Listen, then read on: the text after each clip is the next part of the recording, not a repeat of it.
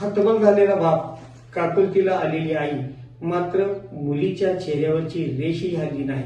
नमस्कार, मी पत्रकार आनंद कुमार डोरे. आपल्यासमोर एक वैराग पोलीस स्टेशनमध्ये घडलेली प्रत्यक्ष घटना प्रसंग आपल्यासमोर शेअर करीत आहे. आपल्या हाताच्या पोळाप्रमाणे सांभाळून त्या कुटुंबाचा विचार न करता पळून जाऊन प्रेमविवाह करणाऱ्यांची संख्या सध्या समाजामध्ये वाढत आहे. त्यात पळून गेलेल्या मुलीचा हतबल झालेला बाप, धाय मोकळून काकुतीला आलेली आई, मात्र मुलीच्या चेहऱ्यावरची रेषही हल्ली नाही, असा प्रसंग नुकताच वैराग पोलीस स्टेशनमध्ये पाहायला मिळाला. घडला दुसऱ्या तालुक्यातील नुकतीच सरण्यात झालेली एक उपर मुलगी शिक्षणाच्या नावाखाली वैराग पोलीस स्टेशनच्या हद्दीतील एका गावातील आपल्या मावशीकडे शिकण्यासाठी आली होती. मावशीच्या गावातून ती दररोज वैरागमध्ये शिक्षणासाठी येत होती. दरम्यानच्या काळात आपल्यापेक्षा सुमारे 11 वर्षांनी मोठ्या असलेल्या एका मुलाची आणि तिची नजरानजर झाली. यातूनच खानाखुणा सुरू झाल्या. त्यात ज्या गावात ती राहत होती त्या गावची यात्रा सुद्धा आली.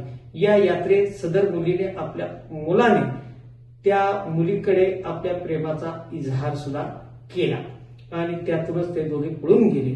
मुलगी मिशन झाल्याची तक्रार मुलीच्या नातेवाईकांनी वैराग पोलीस ठाण्यात दाखल केली होती. वैराग पोलिसांनी अथक प्रयत्न करून सदर मुलीचा शोध घेतला. दरम्यानच्या काळात पळून गेलेल्या मुलीने व मुलाने विवाह केला होता. सदर नवदाम्पत्यास वैराग पोलीस स्टेशनमध्ये हजर करण्यात आले. त्यावेळी मुलींच्याकडचे नातेवाईक तर मुलगा मात्र आपल्या 5-25 मित्रांच्या टोळीसह वैराग पोलीस स्टेशनमध्ये हजर होता. हाताच्या पोळाप्रमाणे जपलेल्या नक्षत्राप्रमाणे रूप असलेल्या आपल्या मुलीला तब्बल 2 महिन्यानंतर पाहिल्यावर तिच्या वडिलांची हतबलता समोर दिसत होती, तर आई मात्र धाय मोकळून काकुलतेला येऊन रडत होती. मुलीचा आणि तिच्या कुटुंबियांचा संवाद पोलिसांनी घडवून आणला. दरम्यानच्या काळात पोलीस स्टेशनच्या आवारात मुलाबरोबर आलेले त्याचे मित्र व मुलीचे नातेवाईक यांच्यात बाचाबाचीला सुरुवात झाली. त्यात बघ्यांची गर्दी झाली होती. पोलिसांनी हे प्रकरण अतिशय शिताफीने हाताळून प्रसंगावधान राखून बाहेरच्या गर्दीला पांगवण्याचे काम केले. तिकडे पोलीस ठाण्याच्या इमारतीच्या एका खोलीत आई व वडील यांच्यासमोर मुलीची संवाद साधला. मुलगी सांगत होती, मी माझ्या मर्जीने लग्न केले आहे, तुम्ही आम्हाला वेगळे करण्याचा प्रयत्न करू नका. मुलीच्या तोंडून हे शब्द ऐकताच वडील हतबल होऊन एका कोपऱ्यात आपली आसवं लुपीत उभे होते, तर मुलीची आई धाय मोकळून रडत होती. त्यात मुलीची आई चक्कर येऊन खाली पडली. पोलिसांची पळापळ झाली. एका पोलिसाने प्रसंगावधान राखून बाहेरून कांदा आणला. मुलीच्या आईला शुद्धीवर आणले. ज्या आईने लहानाचे मोठे केले ती चक्कर येऊन समोर पडली असताना सुद्धा मुलीच्या चेहऱ्यावरची साधी रेषी हल्ली नाही. यामध्ये तुम्हाला सांगायचं मला असं आहे, यात कोणत्याही आंतरजातीय तसेच प्रेमविवाहाला कसलाही विरोध असण्याचं कारणच नाही. मात्र ज्या आई वडिलांनी आपल्याला लहानाचं मोठं केलं, शिक्षण दिलं, आपला नाही तो हट्ट पुरवला, त्यांच्याशी संवाद साधून प्रेमाने बोलून या सर्व लग्नाच्या गोष्टी आपलं प्रेम यातून काहीतरी मार्ग काढता आला असता. त्यात कोणत्या आई वडिलांना वाटतंय की आपल्या मुलाचं किंवा मुलीचं वाटोळं व्हावं. आंतरजातीय तसेच प्रेमविवाह करताना आपण निवडलेला जोडीदार करतो काय, 1-2 महिन्याची ओळख आणि त्यातून निर्माण झालेले प्रेम किती दिवस टिकणार आहे बरं.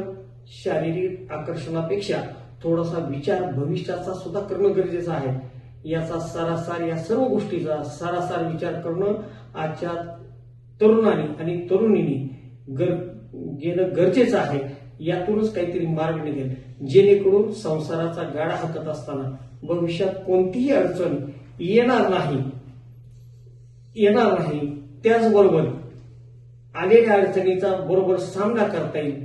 मुला मुलींच्या कुटुंबियांना कोणती अडचण तर येणार नाहीच, जर तुम्ही संवाद साधला तरच. त्याचबरोबर सैराटसारख्या घटनाही समाजात होणार नाहीत. बरं, हा झाला आपल्या मुलामुलींचा विषय. मग याला जबाबदार नेमकं कोण आहे? याला जबाबदार जसं मुलं मुली आहेत त्याचप्रमाणे पालक, आपले कुटुंबीय, आई वडील सुद्धा जबाबदार आहेत. कारण का आजच्या सोशल मीडियाच्या जमान्यामध्ये आपला मुलगा मुलगी काय करते ह्याच्याकडे पालकांचं, आई वडिलांचं किती लक्ष आहे.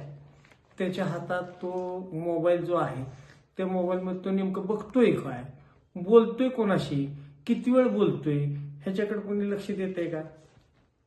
आपल्यातला या सोशल मीडियाच्या या धक्काधक्कीच्या जीवनामध्ये आपल्या कुटुंबातला जो संवाद आहे तो संवाद आज हरवलेला दिसतोय सगळीकडे.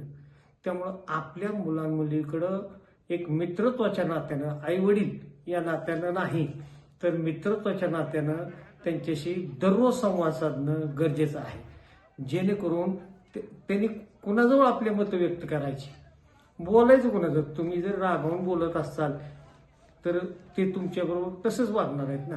बरं, तुम्ही नुसते त्यांना पैसा, कपडा लत्ता दिला म्हणून तुमची भूमिका, तुमचं कर्तव्य संपलं का? तर नाही संपत. तर त्यांना गरज आहे ते या वयामध्ये, ज्या वयात वाकड पाऊल पडण्याची शक्यता असते, त्या वयात एका चांगल्या मित्राची, म्हणजे ते आई असो किंवा वडील असो, यांच्या रूपानं त्यांच्याशी संवाद साधण्याची खूप गरज आहे. आणि जर असा संवाद तुम्ही साधला तर कुठल्याही आई वडिलांना असा प्रसंगाला तोंड देण्याचं प्रसंगच येणार नाही. त्यामुळं मुलं, मुली, आई वडील हे आपल्या कुटुंबातले सर्वजण यांच्याशी संवाद महत्वाचा आहे आणि तो संवाद सर्वांनीच साधावा अशी एक अपेक्षा व्यक्त करतो. या निमित्तानं हे प्रकरण जे आहे हे प्रकरण वैराग, अतिशय संवेदनशील प्रकरण, वैराग पोलीस स्टेशनचे सहाय्यक पोलीस उपनिरीक्षक Vishwajit Jagdale, police head constable Phulchand Jadhavar आणि वैराग पोलीस स्टेशनच्या सर्व पोलीस कर्मचाऱ्यांनी अतिशय शिताफीनं हाताळलं. धन्यवाद.